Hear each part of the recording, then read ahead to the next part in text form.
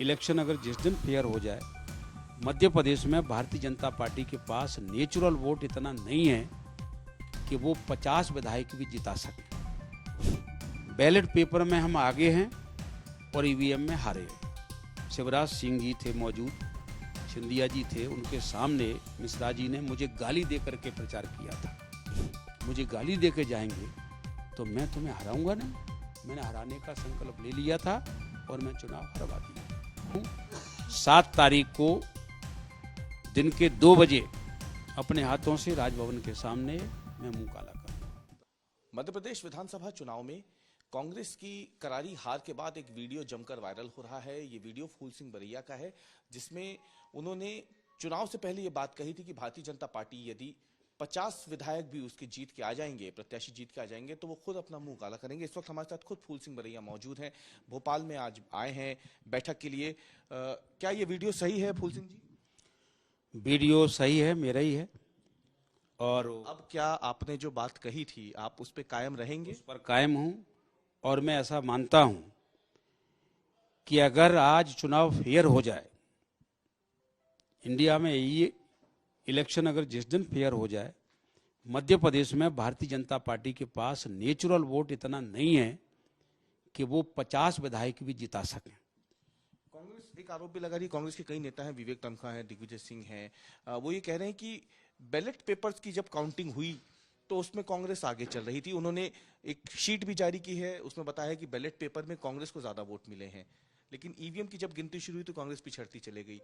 इस पर आपकी क्या राय है? बैलेट पेपर में हम आगे हैं और ईवीएम में हारे हैं। तो ईवीएम कहीं न कहीं ईवीएम में शक है। जैसे बैलेट पेपर में हम सील लगाते हैं या टिक लगाते हैं, वो काउंटिंग तक वही रहती है। ईवीएम में हम बटन दबाते हैं, काउंटिंग के बीच का पूरा संदेहजनक मामला है। तो ईवीएम निश्चित रूप से इस देश के अब लोकतंत्र को बचाने का अगर है मुद्दा तो ईवीएम हटनी चाहिए।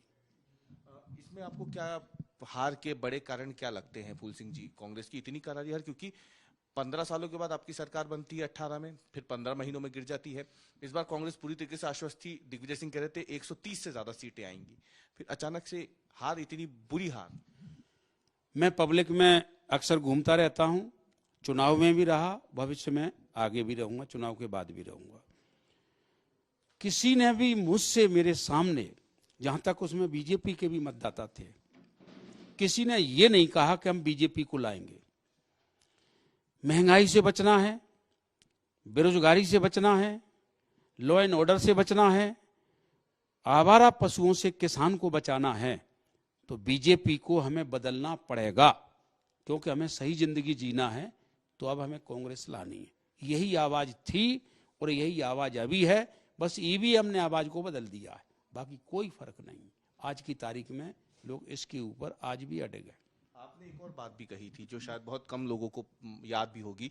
आपने नरोत्तम मिश्रा के चुनाव हारने की भविष्यवाणी की थी, वो सटीक बैठ गई। मैंने तो इसलिए कहा था कि जब बाई इलेक्शन हुआ था 2020 में उन्होंने प्रचार शुरू किया था, शिवराज सिंह जी थे मौजूद, सिंधिया जी थे, उनके सामने मिश्रा जी ने मुझे गाली दे करके प्रचार किया था। एक चैतुआ चुनाव लड़ने आया है, जबकि भांडेर विधानसभा में पहले विधायक रह चुका हूं, ग्वालियर जिले की विधानसभा थी, चैतुआ कहीं से भी सिद्ध नहीं हुआ। तो उन्होंने गाली से शुरू किया, उधर लोकतंत्र का गला घोंटा कि वहां के गणमान्य नागरिक, सरपंच हैं, जनपद हैं, उनको अपने घर पर डबरा ले गए, धमकी दी और धमकी दे करके यहां वापस किया, उन पे मुकदमे लगाए, जेल भेजा।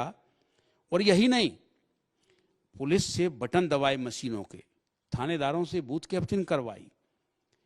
जब लोकतंत्र का गला घोंट करके आप जीत के जाएंगे, मुझे गाली दे के जाएंगे, तो मैं तुम्हें हराऊंगा नहीं।